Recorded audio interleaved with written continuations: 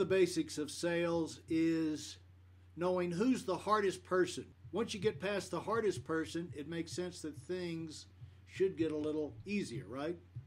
So who's the hardest person to sell? You're probably jumping ahead of me on this. Who do you think it is? Your spouse, your friends, your kids, your boss, your friends, everybody knows you the best? Nope. They're hard. They're hard. They come in line, but it starts with the big old you. Now that may seem obvious, but in many things we rush off. We get an idea in our head, we get something we decide we want to do, and we rush off talking to other people about it before we've really made sure that we've gotten sold on it ourselves, convinced, ask all the tough questions, thought about it. Because you don't want to look like a fool, rush and get a great idea, run off to a friend and say, boom, boom, boom, how about this? See, now what are this? This is something, you want to be sure this is important. So we were talking about selling something, convincing somebody that they need to take a look at something, need to do something. Well, obviously it's got to be important. You're going to get them to think about something. It's something they either need to buy, they need to do, they need to go check out for themselves, some decision, and it's got to be now. We're not going to be talking to people, run out there and talk to them about something that is wonderful, very key, but you don't really need to pay any attention to it now. So unless you're sure, you've got to be sure.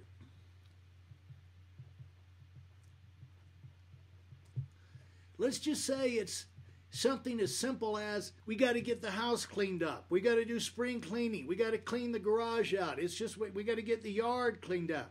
Well, if you're not really convinced that this is something that we got to do now, this takes the biggest priority, well, you're going to get talked out of it, aren't you? And so what happens is that when you go in there, people, when you're not convinced, you're not really sure. See, people know that think of it this way, lack of belief. Now this could be, you need to vote for somebody. You need to buy a product. You need to do something. We got to get this done. We have a deadline. Lack of belief affects what? Everything. And if you haven't sold yourself, I don't know how long it's going to take, but you got to take a few minutes to really be sure. See, you can't lie to yourself.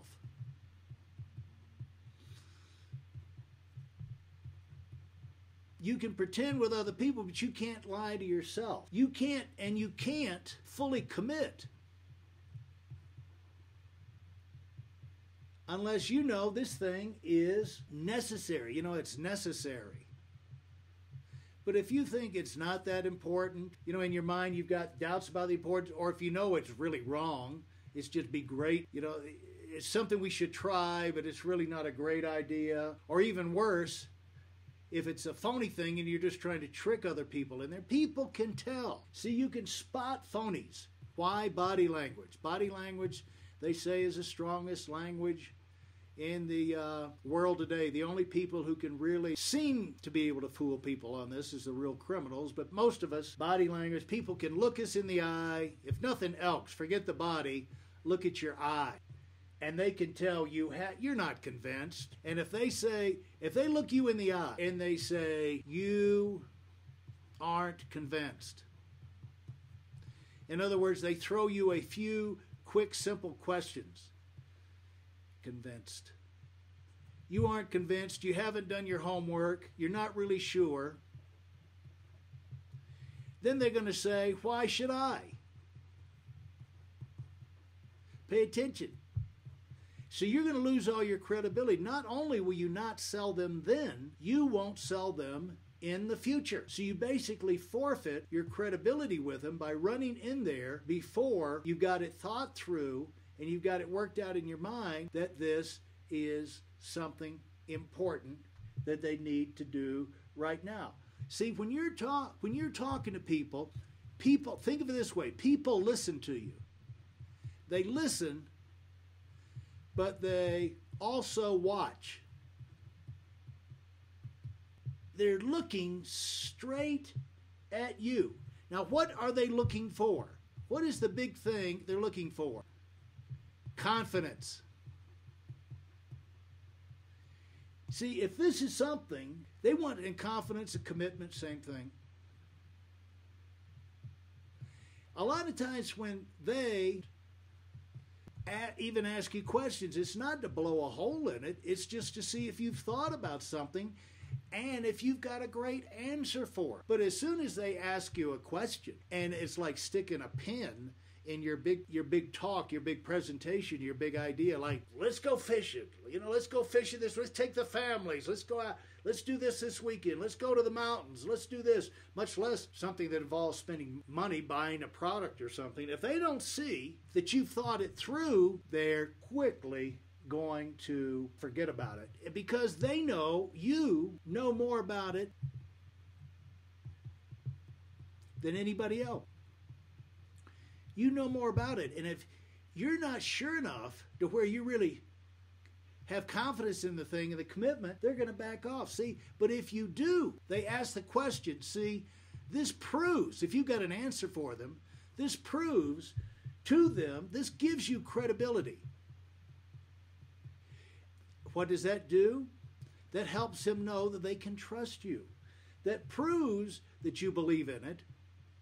In other words, you're not just mouthing something you've heard someone else. You've checked it out. You have reasons that you believe in it.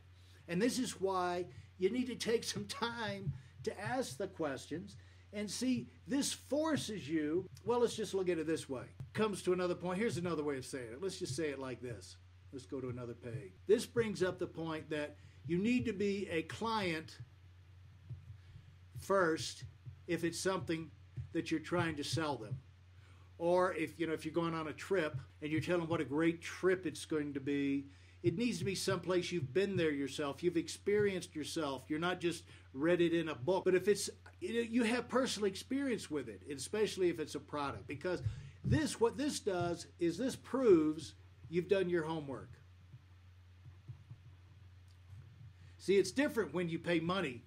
When money gets involved, that's when the real thing is. Also, this forces you, the fact that you either made the trip, you've been to see it, or you bought the product, or you've done it yourself. Let's just say you want to get them involved in a charity work. Well, they're not going to be as interested in it until they know that you've gotten involved in this thing and you've checked them out and you know they're legitimate and you've put some of your energy into it before. But if they know that you've gotten involved yourself before, see, they know that you've been forced to check it out rather than just read the brochure and the headline. You've been forced to ask the tough question.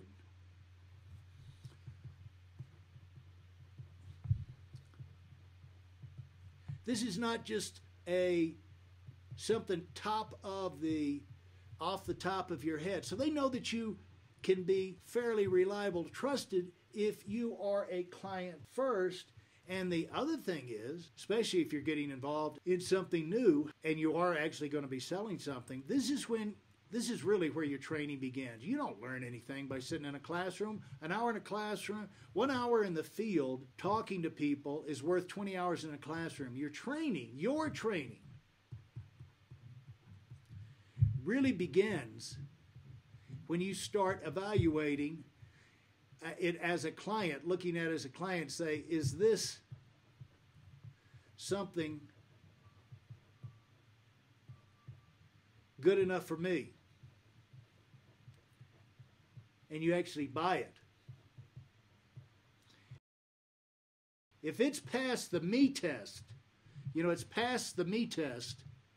then people will know they can have confidence in listening to what you sell. So this is why, folks, you are the hardest.